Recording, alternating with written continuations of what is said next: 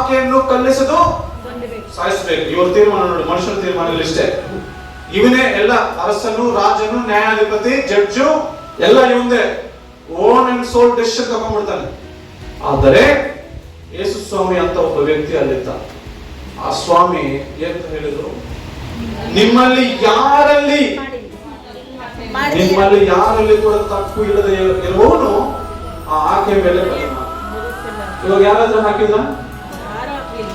ಅದಕ್ಕೆ ಹೇಳ್ತದೆ ರೋಮಪುರದಲ್ಲಿ, ಈ ಎಲ್ಲ ಮನುಷ್ಯರು ಪಾಪದಿಂದನೇ ಹುಟ್ಟಿ ಪಾಪದಿಂದನೇ ಸಾಯುವರು ಎಂಬುದ.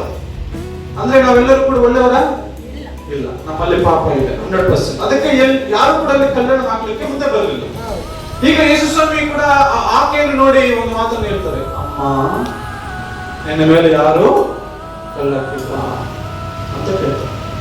ಅದೇ ಬೇರೆಯವರು ಅದೇ ಸ್ಥಾನದಲ್ಲಿ ಇದ್ದಿದ್ರೆ, ಒಬ್ಬ ಪಾಸ್ಟರ್ ಇದ್ದಿದ್ರೆ, ನಿನಗೆ ಬುದ್ಧಿ ಇಲ್ಲ, ಇಷ್ಟು ಜನ ನಿನ್ನ ಕ್ಷಮಿಸಿದ್ದಾರೆ, ದೇವರು ನಿನ್ನ ಕ್ಷಮಿಸಲು ಹೋಗು ಅಂತ ಹೇಳ್ಬಿಡ್ತಾರೆ. ಅದು ತಂದೆಯಾಗಿರುವಂತಹ ನಮ್ಮ ತಂದೆ ಯೇಸು ಸ್ವಾಮಿ ಏನಂತಂದ್ರು, ಅಮ್ಮ ಅನ್ನೋ ಪದವನ್ನು ಕೇಳ್ತಾರೆ. ಅಂದ್ರೆ ಆತನು ಎಲ್ಲರನ್ನೂ ಕೂಡ, ಪಾಪಿಗಳನ್ನು ಪ್ರೀತಿಸುವಂತ ವ್ಯಕ್ತಿ. ಆತನು ದೂಷಣೆ ಮಾಡಲಿಕ್ಕೆ ಬಂದಿಲ್ಲ, ಬೇರೆಯವರ ಮೇಲೆ ಬೇರೆ ಸಂಗತಿಗಳನ್ನು ಹೇಳಿ ಆ ಬೆರಳನ್ನು ತೋರಿಸಲಿಕ್ಕೆ ಬಂದಿಲ್ಲ ದೇವರು. ಎಲ್ಲರನ್ನು ಕ್ಷಮಿಸಿ ಅವರನ್ನು ತಿದ್ದುಕೊಂಡು ಅವರೆಲ್ಲ ಮನಸ್ಸನ್ನು, ಹೃದಯವನ್ನು ಚೇಂಜ್ ಮಾಡಿ ದೇವರ ಒಂದು ಬಳಿಗೆ ತಿರುಗಿಸ್ಲಿಕ್ಕೆ, ಆ ದಾರಿಗೆ ಸೇರಿಸಲಿಕ್ಕೆ ಅವರು ಪ್ರಯತ್ನ ಪಟ್ಟರು ಅಷ್ಟೇ. ಇವಾಗ ನಮ್ಮ ಕರ್ತವ್ಯ ಕೂಡ ಅದೇ ಅಲ್ವಾ? ದೇವರ ದಾರಿಗೆ ಎಲ್ಲರನ್ನು ನಡೆಸುವಂತೆ ನಾವು ಪ್ರಯತ್ನ ಪಡಬೇಕು. ಇದು ಸರಿ ಇಲ್ಲ, ಇದು ಸರಿ ಇದೆ, ಇದರಲ್ಲಿ ಇದಿದೆ ಅರ್ಥ ಮಾಡಿಕೊಂಡು ನಾವು ಜೀವನವನ್ನು ಮಾಡಬೇಕು. ಬೇರೆಯವರಿಗೆ ನಾವು ತೊಂದರೆ ಪಡಿಸುವಂತ ವ್ಯಕ್ತಿಗಳಾಗಿ ಯಾವತ್ತಿರಬಹುದು. ಒಂದು ವೇಳೆ ಅಂತ ವ್ಯಕ್ತಿ ಒಂದು ವೇಳೆ ಇದ್ದರೆ, ಅದು ಕೂಡ ಬೈಬಲ್ ಅಲ್ಲೇ ಇದೆ, ಅವನು ಬಹಳಷ್ಟು ದುರ್ಮಾರ್ಗನೆ ಪದಾಗಿ ಬರೆಯಲ್ಪಟ್ಟೆ. ಅವನು ಬದುಕೋದಕ್ಕಿಂತ ಒಂದು ಕಲ್ಲನ್ನು ಕುತ್ತಿಗೆ ಕಟ್ಕೊಂಡು ಒಂದು ಹಳ್ಳವಾಗಿರುವಂತ ಸಮುದ್ರದಲ್ಲಿ ಬೀಳು ಎಂಬುದಾಗಿ ಬರೆಯಲ್ಪಟ್ಟ. ಅಂದ್ರೆ ಅವನಾಗೆ ಅವನೇ ನಿಮ್ಮ ಒಂದು ಜಡ್ಜ್ಮೆಂಟ್ ಅನ್ನು ಮಾಡ್ಕೊಂಡ್ಬಿಡಪ್ಪ ಅಂತ.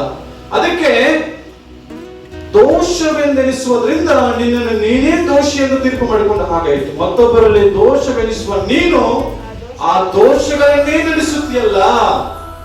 ನೋಡಿ, ಮತ್ತೊಬ್ಬರಲ್ಲಿ ನೀನು ಹೇಳ್ತೀಯಾ, ನೀನು ಏನ್ ಮಾಡಿ ಟಿವಿ ನೋಡಬಾರ್ದು, ಮೊಬೈಲ್ ನೋಡಬಾರ್ದು, ಮತ್ತೆ ಏನದು ಸೋಷಿಯಲ್ ಮೀಡಿಯಾದಲ್ಲಿ ಜಾಸ್ತಿ ಟೈಮ್ ಇರಬಾರ್ದು, ಈ ಮೂವಿ ನೋಡಬಾರ್ದು, ಅದು ನೋಡಬಾರ್ದು ಅಂತ. ನೀನ್ ಏನ್ ಮಾಡ್ತಾ ಇದೀಯಾ? ಮಕ್ಕಳಿಗೆ ಹೇಳ್ತೀರಾ ಮೊಬೈಲ್ ನೋಡ್ಬೇಡ ಅಂತ. ಅಮ್ಮ ಏನ್ ಮಾಡ್ತಾ ಇರ್ತಾಳೆ? ಮೊಬೈಲ್ ನೋಡ್ಕೊಂಡೇ ಇರ್ತಲ್ಲ, ಅಡಿಗೆನೆ ಮಾಡಲ್ಲ, ಮುಚ್ಕೊಂಡೇ ಬಿಡ್ತಾರೆ ಸಂಜೆ ಗಂಟನು ಮಧ್ಯಾಹ್ನ ಗಂಟನು. ಆಮೇಲೆ ನೀನೇ ಮಾಡ್ಬಿಡಮ್ಮ ಅಂತ ಹೇಳ್ತಾರೆ ಸ್ವಲ್ಪ ವಯಸ್ಸಲ್ಲಿದ್ರೆ, ಇಲ್ಲಾಂದ್ರೆ ಇರೋ ಹೋಟ್ಲಲ್ಲಿ ತರಿಸ್ಕೊಂಡ್ಬಿಡೋಣ ಅಂತ ಹೇಳ್ತಾರೆ. ಇವಾಗ ಹೇಳಿದ ವ್ಯಕ್ತಿ ಸರಿ ಇದನಾ? ಹೇಳಿದ ವ್ಯಕ್ತಿ ಸರಿ ಇಲ್ಲದೆ ಇರುವಾಗ ಏನಕ್ಕೆ ಹೇಳ್ತಾ ಇದ್ದೀರಾ ನೀವು?